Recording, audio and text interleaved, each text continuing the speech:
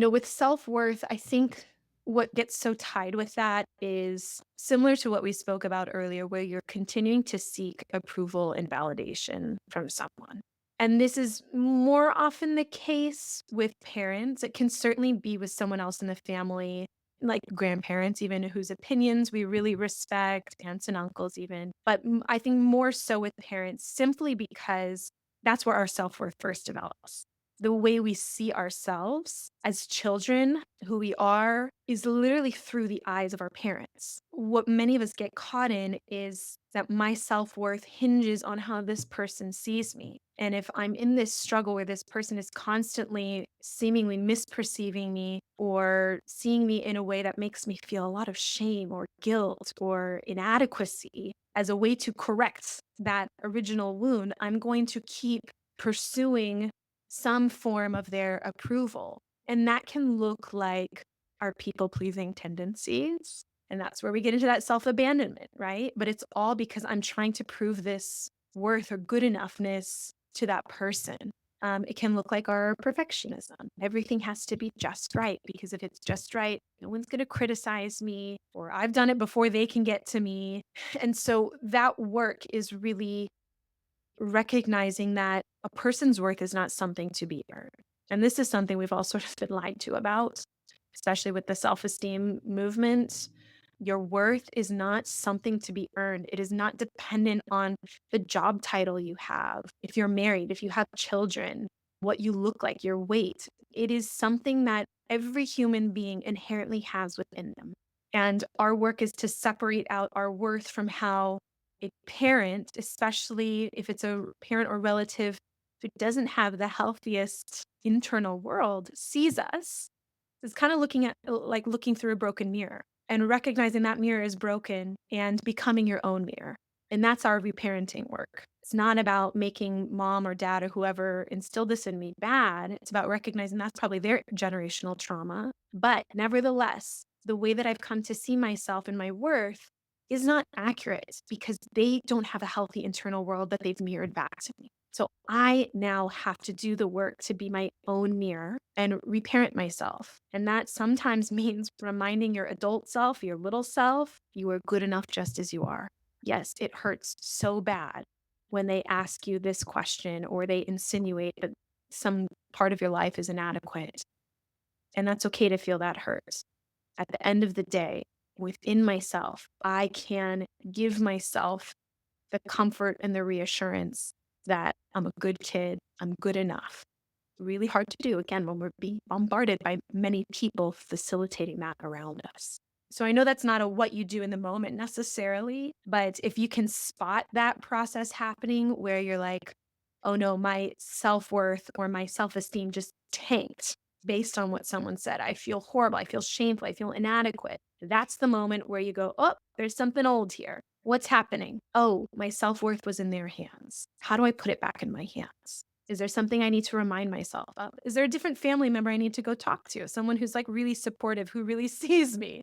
Rejection is really, really painful for us all as human beings, like to the point where they've done studies on rejection that it shows up in the same physical pain centers in the body. So it's a visceral experience to feel rejected or not good enough. It does not serve us to completely disconnect from our feeling because that's where we get trapped in cycles of leaving ourselves behind, repressing emotions, and an illness. Honoring your feelings about these things doesn't make you overly sensitive, makes you very much alive. And just releasing the need that this person is going to see me for who I am. And that's really hard because that usually comes with a lot of grief and disappointment for us. That no matter what I say or do, no matter what I achieve, no matter what shape or size my body is, it's never going to be good enough for this person. And if I keep waiting for them to come around, my whole life might go by and I've spent it feeling not good enough just because of one person. I mean, there's probably going to be some tears hearing this because I'm just thinking about how some people might not have ever actually heard this about how it is innate, that self worth. And then also this idea, and I agree with you completely, of how sometimes you just deal with it and put up with it because to accept that this is how they're going to feel is the most painful thing. And that is to know that that's not going to change, or it might not, even, and it may, right? But first you have to accept that it might not in order for you to heal. And I think that that is so difficult and challenging for people to hear, that this person might not see you as you are. They have that broken mirror. And at the same time, it's really freeing too, because if you don't have to keep contorting yourself to fit what they want, then you are free. Then you can just be who you are. So beautiful. There is so much freedom in getting off that hook. And I think that's where we want to put the hope is like, can you put the hope and the energy on building a life that you feel proud of, right? Acting in ways or in relationships in a way that feels right to you, like really focusing on standing firm in your own self worth through the things that you do, the practices you have within yourself. I know that can feel like there's not necessarily a pain free option there because to accept that is very painful, even if it means you get to be free. And sometimes the more willing we are to be ourselves, the more distant relationships become or absent altogether. So there's not always a pain free option in this, but freedom is something completely different. And this topic we're on, I think, is particularly important around your self image and your self worth when we're talking about very dysfunctional families and manipulation, because those are often families who almost want to hold you hostage at the stage or age, even where you were most in survival mode or where you were most easy to control. You're not allowed to grow and be different. You're not allowed to be the adult who got your life together, got an education, whatever it might have been, that they will always see you as a different version of yourself because that self was a version of you that was much easier to control. And that's why this is so imperative that we see these patterns and we release the need for them to see us accurately. And that's why I think we've started to see so many people talking about, I think it was maybe Mel Robbins who coined this, like the let them theory. Let them misunderstand you, right? Is like being in this era where you're like, I can disappoint people and I can tolerate it. Again, we're not talking about these extremes that people take it on social media where you don't care about anybody, but it's that you stand in your authenticity, you stand in your values, in your own self worth. And if someone chooses to misunderstand you, chooses to see you only a particular way, that is not your responsibility.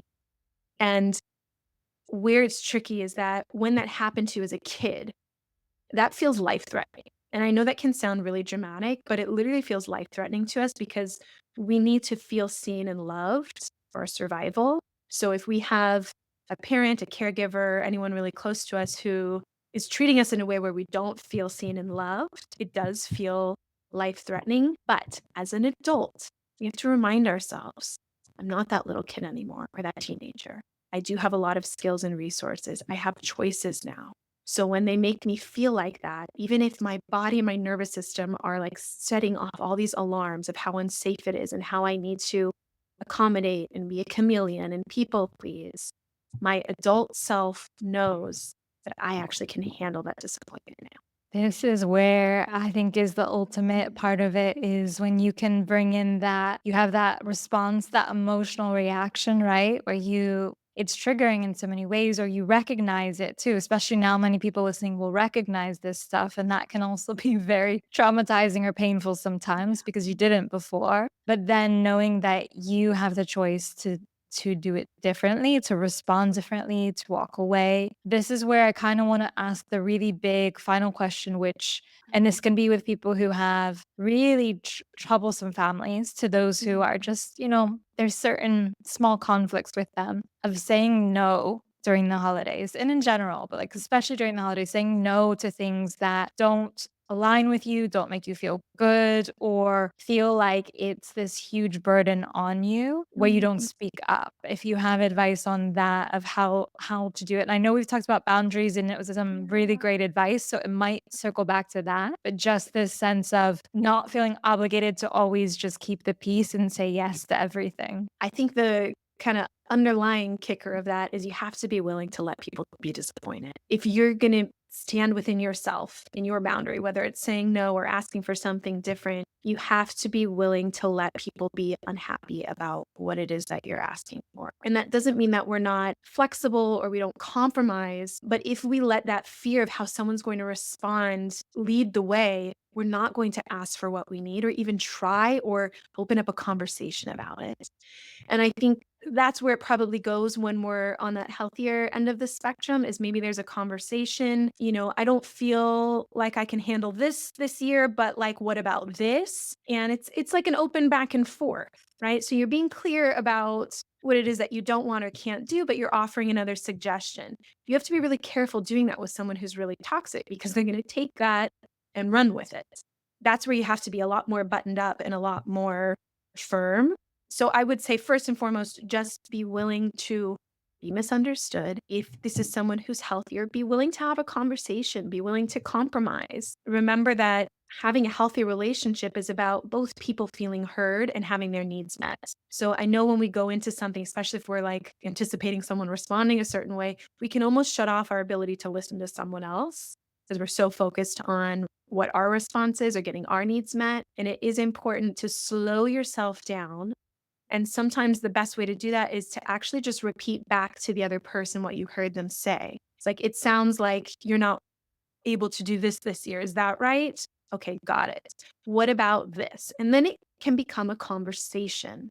Or thank you for letting me know that. I had no idea you were going through something and I would have totally asked you to cook 4 dishes. So that is where it becomes more of a conversation. The further we get to the unhealthy end of the spectrum is where we have to really tolerate not just being misunderstood, maybe someone kind of throwing an adult tantrum, even calling us names, which nobody should have to tolerate that. But to expect that your boundary for someone who thrives off needing control and manipulating people, your boundary is a direct threat to them, and they're not going to go quietly around. Sometimes that means having a backup person around you, right? Especially if you start to feel like, oh, I'm kind of like losing confidence or grip on my own needs or boundaries is like, can I have, maybe it's a partner or a sibling or a cousin kind of standing in your corner with you. And if that conversation is going sideways because that person is pushing, pushing, pushing, pushing back on your boundary of saying no, you don't have to stay there. That's the difference between being a kid and an adult. You don't have to stay there. You're not trapped anymore. Yeah. If you walking away or taking a break, they may not like that. But most of us who grew up around that, we can go into quite a freeze response because historically we had no escape from that person or that situation. But you are an adult, you can leave and you can go do something to take care of yourself or just put a pause in the conversation and come back when you're ready. All of that, again, is going to require you to be really honest with yourself and realistic about this person's capacities. But it's also really important to differentiate between the fear my mind and body are giving me. Does that belong to this person? 'Cause there probably are people where that belongs to them. Or am I generalizing something to someone who might actually be open to a conversation? They might be safer than I'm allowing myself to see or feel because of all this history. So we do also need to navigate that fine line and not assume that just because my body is telling me I'm unsafe, I'm always unsafe. And that's why doing work to connect to our body and really discern what's a trauma response versus what's like a cue in the moment, or we have to be able to attune to those things to use that information to help us navigate appropriately. But you'll know pretty quickly. If you are overly optimistic, you will know pretty quickly if you need to shift which category you're putting that person or the type of boundaries into. So willing to compromise, willing to have a conversation all the way to just like holding really firm on your boundary, expecting that it's not going to be expect that you're going to be guilted, maybe shamed, something negative said to you, and be willing to walk away or do something to go take care of yourself because that's really, really emotionally and physically painful to just sit there and take.